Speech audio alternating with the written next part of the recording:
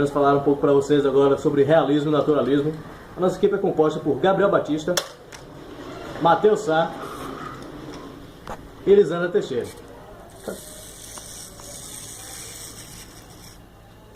Diferenças entre realismo e naturalismo. Realismo é uma reação contra o... Pausa. Não era pra falar de... É uma reação contra o romantismo. O romantismo era a apoteose do sentimento. O realismo é a anatomia do caráter, é a crítica do homem. É a arte que nos pinta a nossos próprios olhos, para condenar o que houve de mal na nossa sociedade. O realismo reflete as profundas transformações econômicas, políticas, sociais e culturais da segunda metade do século XIX. A Revolução Industrial, iniciada no século XVIII, entra numa nova fase, caracterizada pela utilização do aço, do petróleo e da eletricidade. Ao mesmo tempo, o avanço científico leva às novas descobertas no campo da física e da química. O capitalismo se estrutura em modos modernos, com o surgimento de grandes complexos industriais. Por outro lado, a massa operária urbana avoluma-se, formando a população marginalizada que não partilha dos benefícios gerados pelo progresso industrial, mas, pelo contrário, é explorada e sujeita a condições subhumanas de trabalho. Fala, Lisandra. Ela não tem boca, não. Peraí, troca o boneco. Vai. Esta nova sociedade serve de pano de fundo para uma nova interpretação da realidade, gerando teoria de variadas posturas ideológicas. Numa sequência cronológica, temos o positivismo de Augusto Comte, preocupado com a realidade sensível. O fato defendendo o cientificismo no pensamento filosófico e a conciliação da ordem e progresso. Expressão utilizada na bandeira republicana do Brasil é de inspiração kantiana.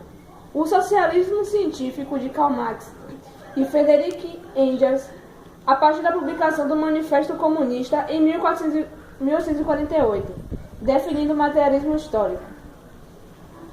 E a luta das classes, o evolucionismo de Charles Darwin, a partir da publicação de 1859 de A Origem da Espécie, livro em que ele expõe seus estudos sobre a evolução das espécies pelo processo de seleção natural, negando, portanto, a origem divina defendida pelo cristianismo. As características do realismo, Matheus. As características? As características do realismo estão intimamente ligadas ao momento histórico, refletindo dessa forma a postura do positivismo, do socialismo e do evolucionismo.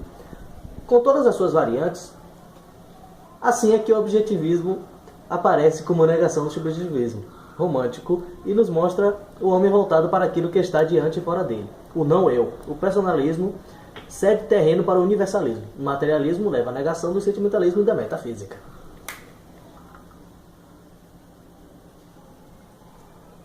Mas, Batista, quais autores realistas, os autores realistas eram influenciados por quem? Influenciados por Hippolyte Taine e sua filosofia da arte, os autores realistas são adeptos do determinismo, segundo o qual a obra de arte seria determinada por 3 fatores: o meio, o momento e a raça. Esta no que se refere à hereditariedade. O avanço das ciências do século XIX influencia sobremaneira os autores da nova estética, principalmente o naturalista, onde se falar em cientificismo, nas obras desse período. O romance realista. O romance realista, na verdade, é cultivado no Brasil por Machado de Assis. É uma narrativa mais preocupada com a análise psicológica, fazendo a crítica à sociedade a partir do comportamento de determinados personagens. É interessante constatar que os 5 romances da fase realista de Machado apresentam nomes próprios em seus títulos: Brás Cubas, Quincas Borba, Dom Casmurro, Esaú e Jacó, Aires, relevando clara preocupação com o indivíduo. Maravilha! Falando sobre naturalismo, alguém sabe o que é a narrativa naturalista? Depois fala que eu tô na aula. Aqui, esse aqui. Esse aqui que eu já tô na onda, rapaz.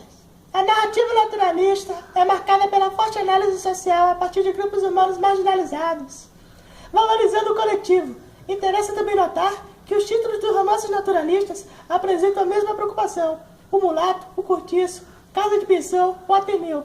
Há inclusive sobre o romance O Cortiço a tese que o principal personagem não é João Romão, nem Bertoleza, nem Rita Baiana, nem Palmira, mas sim o próprio Cortiço. Ou como afirma Antônio Cândido, o romance é o nascimento, vida, paixão e morte de um cortiço. Sob um certo ponto de vista, o mesmo poderia ser dito sobre o Colégio Ateneu. Os dois romances se encerram com a destruição dos prédios, amigos e coletivos.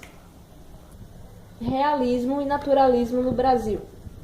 O realismo no Brasil nasceu devido à consequência da crise criada com a decadência econômica açucareira, o crescimento do prestígio dos estados do Sul e o descontentamento da classe burguesa em ascensão na época, o que facilitou o acolhimento dos ideais abolicionistas e republicanos. O movimento republicano fundou em 1870 o Partido Republicano, que lutou para trocar o trabalho escravo pela mão de obra imigrante.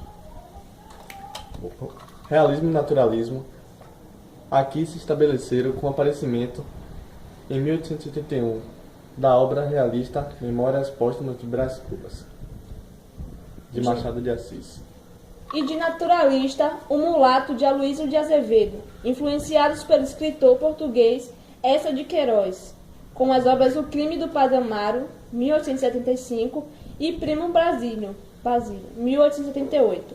O movimento se estende até o início do século XX, quando Graça Aranha publica Canaã, fazendo surgir uma nova estética, o pré-modernismo.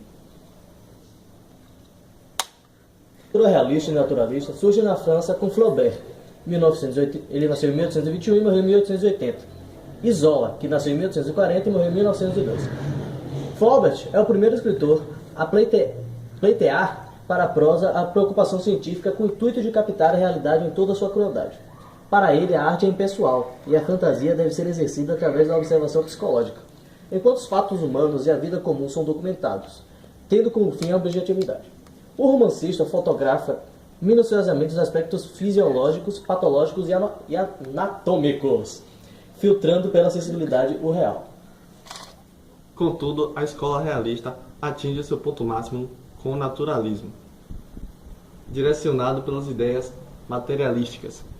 Zola, por volta de 1870, busca aprofundar o cientificismo, aplicando-lhe novos princípios, negando o envolvimento pessoal do escritor, que deve, diante da natureza, colocar a observação e experiência acima de tudo.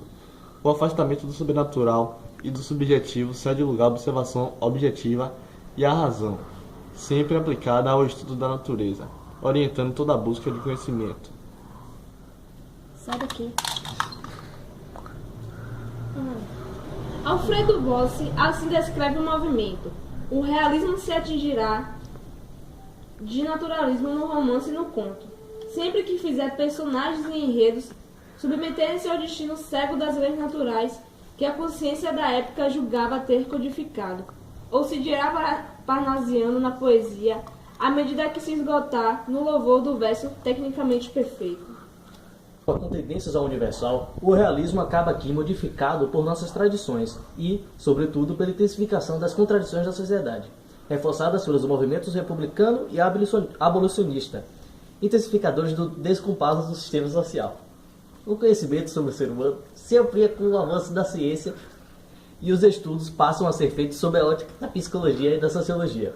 A teoria da evolução das espécies de Darwin oferece novas perspectivas como base científica, concorrendo para o nascimento de um tipo de literatura mais engajada, impetuosa, renovadora e preocupada com a linguagem. Que porra é essa? Aqueles do romantismo não mais engrandecem os valores sociais, mas os combatem ferozmente. A ambientação dos romances se dá preferencialmente em locais miseráveis, localizados com precisão.